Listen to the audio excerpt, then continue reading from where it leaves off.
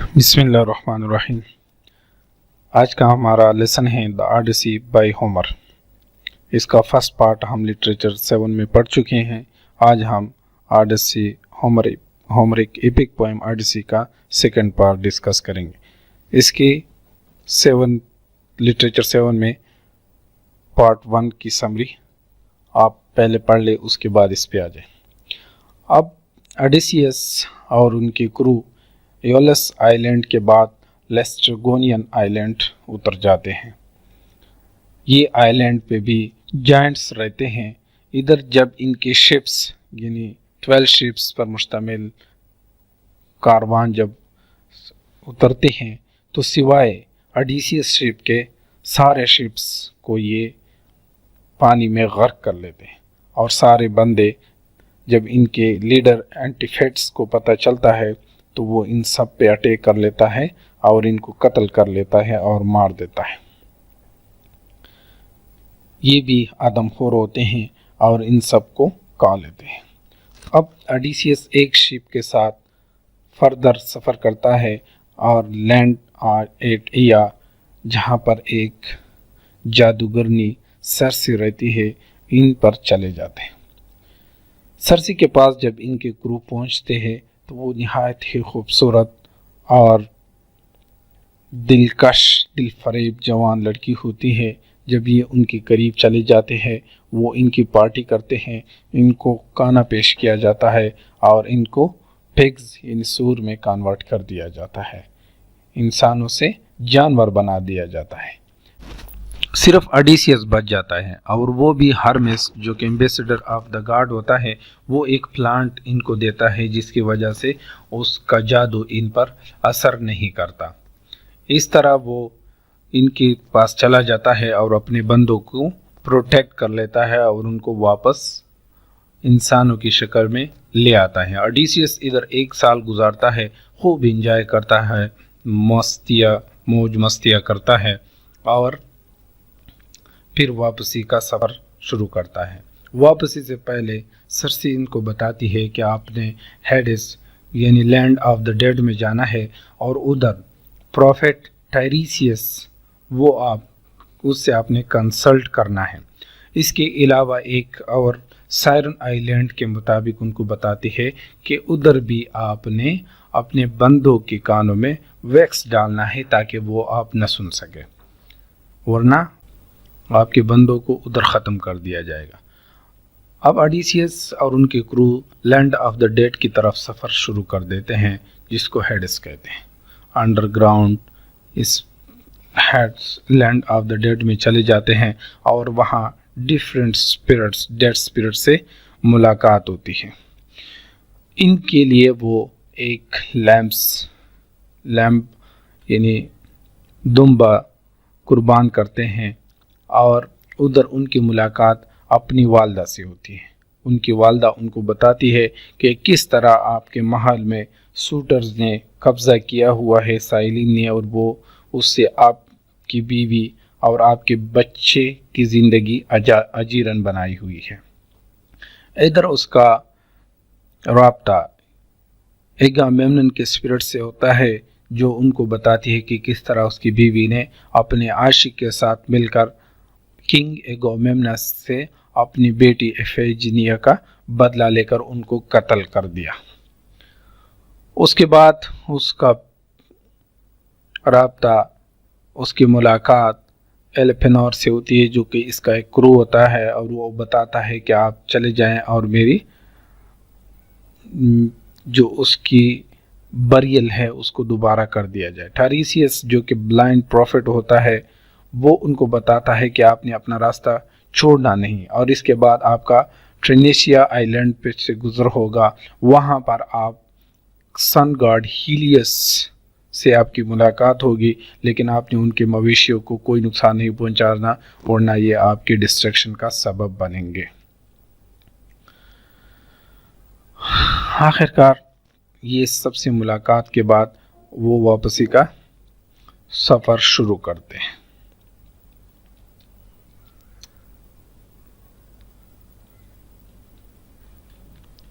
اب ان کا گزر سائرنس آئی لینڈ سے ہوتا ہے۔ سرسی نے ان کو ہدایت کی ہوتی ہے کہ جب آپ سائرن سے گزر رہے ہوتے ہیں تو ان کے سانگ سے بچنے کی کوشش کریں، وہ اپنی سننے نہیں، ورنہ وہ آپ ایسے مدہوش ہو جائیں گے کہ آپ ان کے ماسٹرز کے منہ میں چلے جائیں گے، جو کہ وہ آپ سب کو ختم کر دے گا، اور وہ سننا بھی لازمی ہے۔ اب اڈیسیس کیا کرتا ہے؟ اڈیسیس اپنے ایک بندے کو ماسٹ کے ساتھ باندھ لیتا ہے اور ان کے کان کو کلا چھوڑ دیتا ہے، اور بقایا کو سب کے کانوں میں ویکس ڈال لیتا ہے تاکہ وہ نہ سنے۔ اس طرح وہ اس کی سانگس کو سن بھی لیتا ہے اور بقایا اس کے بندے نہیں سنتے اور وہ گزر جاتے ہیں۔ یہ ایک سیلف سیکریفائس ہوتا ہے جو کہ وہ کر لیتے ہیں۔ آگے کے سفر میں ان کا گزر سیلا اور کیریبڈس سے ہوتا ہے۔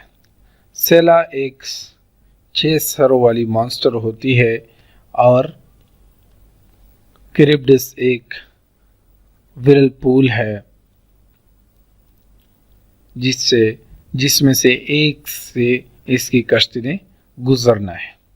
اڈیسیس سیلا کا انتخاب کرتا ہے کیونکہ ان کا خیال ہے کہ کیریبڈس جو کہ اگر اس سے اس کی کشتی پھنس گئی تو وہ گرداب سے نکل نہیں سکیں گے۔ اس طرح وہ اپنے 6 بندے قربان کرتا ہے، کیونکہ ان کے 6 منہ ہیں تو 6 بندے ہی اٹھا لیتا ہے اور بقایا کشتی اس سے گزر جاتی ہے۔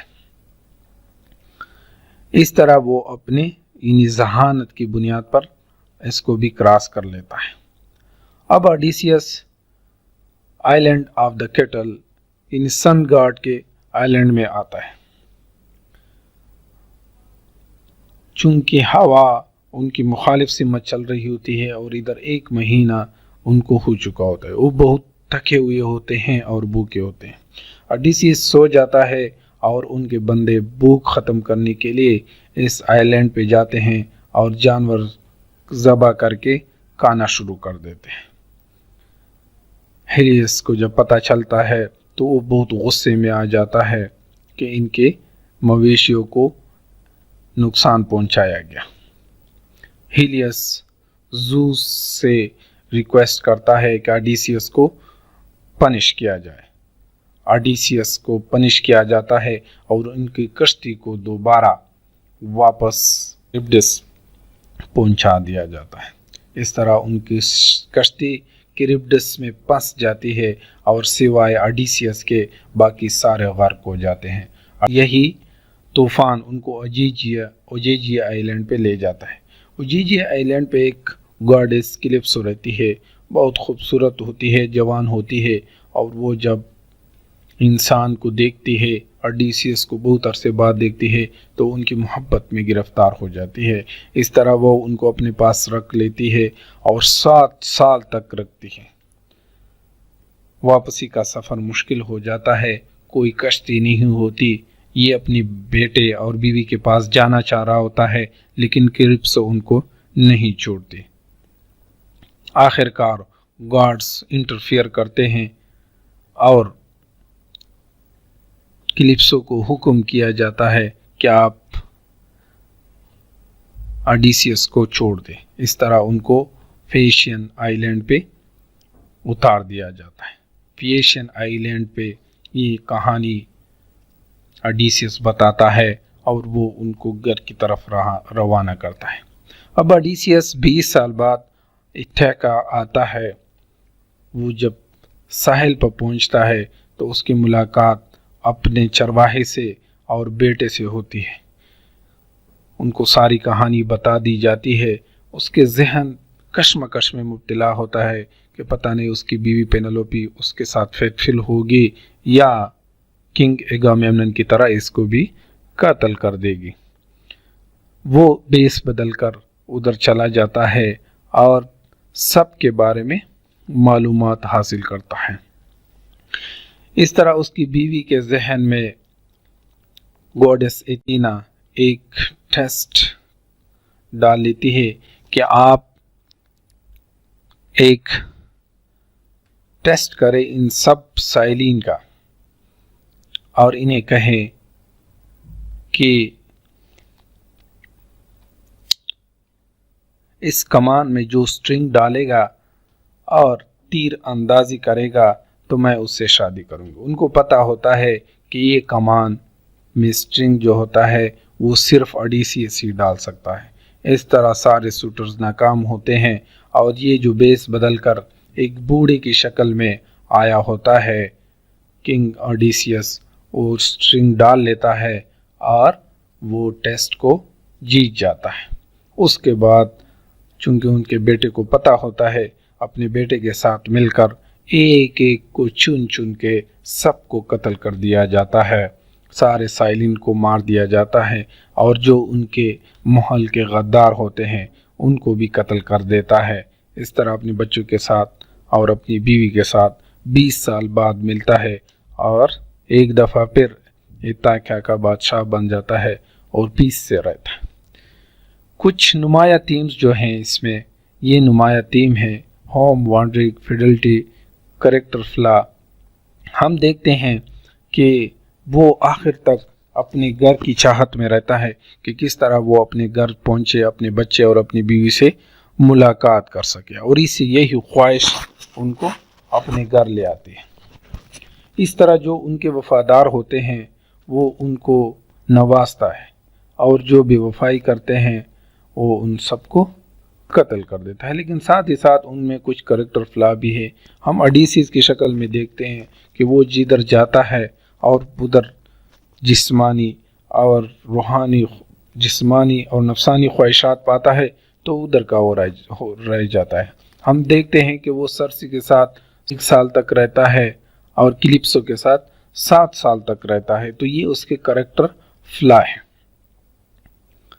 باقی وہ اپنی بیوی کے بارے میں ہر وقت تذبذب کا شکار رہتا ہے کہ پتہ نہیں اس کی بیوی اس کے ساتھ محبت کرتی ہے یا وہ ان کو ایگامیمنن کی طرح قتل کر دے گی۔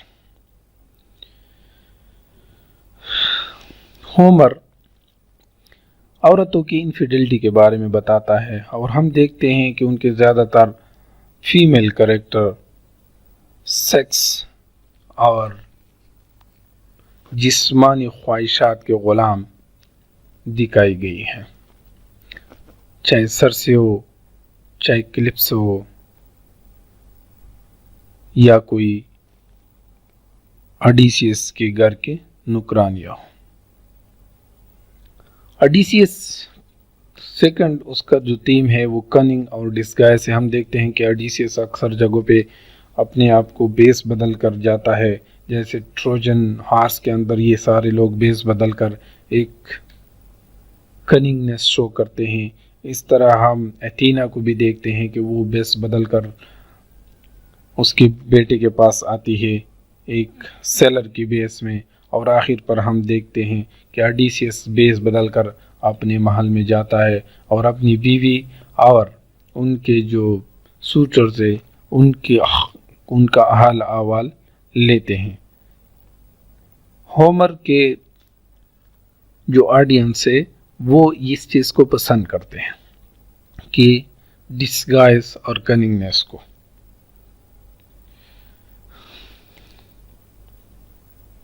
اور یہ ہم نظم میں مختلف مقامات پر ہم یہ چیزیں بغور دیکھ رہے ہوتے ہیں۔ اس طرح وومن کے بارے میں جیسے بتا چکا ہوں کہ اس کو جسمانی خواہشات کے طور پر ظاہر کیا گیا ہے، اور تقریباً ساری عورتیں جو ہیں وہ جسمانی خواہشات کی غلام ہوتی ہیں۔ حالانکہ دوسرے سائڈ پہ ہم دیکھتے ہیں کہ اڈیسیس 7 سال تک کلپسو کے ساتھ رہتا ہے، اور کبھی ہاں کبھی نہ، کبھی جاؤں کبھی نہ جاؤں، لیکن وہ پھر بھی ہیرو ہے۔ جبکہ دوسرے سائڈ پہ سرسی اور کلپسو کو ایک جسمانی یعنی سیکس سلیو کے طور پر دکھایا گیا ہے۔ پینلوپی کو بھی اگر دیکھا جائے تو اس میں بھی ایک کریکٹر فلا ہے کہ وہ سوٹرز کو انکاری نہیں ہے، اس کے ساتھ ہیلے بہانے تو کر رہی ہوتی ہے لیکن وہ ان کو انکار نہیں کرتی، تو یہ بھی ان کا ایک کریکٹر فلا ہے۔ اس کے بعد تیم پاور آف دا گاڈز، ہم دیکھتے ہیں کہ انسان گاڈز کے سامنے بالکل بے بس ہوتا ہے اور اپنی قسمت اور گاڈ کے رحم و کرم پہ ہوتا ہے۔ ہم دیکھ رہے ہوتے ہیں کہ پوسائڈن جو اینگری ہو جاتا ہے اپنے بیٹے کی پولیفیمس کے بلائنڈنگ پر، لیکن پولیفیمس کو نہیں دیکھتے کہ جو ان کے بندوں کو پٹاخ کے دیوار کے ساتھ مارتا ہے اور زندہ نگل لیتا ہے، لیکن وہ ان سے بدلہ لیتا ہے اور ان کے سفر کو 10 سال تک، یعنی وہ ان کو سفر ہی نہیں کرنے دیتا سمندر میں۔ اس طرح ایتھینا، زوس اور مختلف قسم کے گاڈ کا انسانوں کی زندگیوں میں انٹرفیئرنس دیکھتے ہیں، وہ آپس میں لڑتے ہیں اور مصیبتوں میں انسانوں کو ڈال رہے ہوتے ہیں۔ ہاسپٹلٹی ایک اس کا اور تھیم ہے۔ ہاسپٹلٹی گریک کا ایک نمایاں پہلو ہے۔ ہم دیکھتے ہیں کہ چاہے دشمن ہو دوست ہو، لیکن ہاسپٹلٹی ان کی جاتی ہے۔ ہم دیکھتے ہیں کہ ٹیلیمیکس اور پینلوپی ان سائرین سے بہت تنگ ہوتے ہیں، لیکن پھر بھی ان کو کھانا اور رہائش مہیا کیا جاتا ہے۔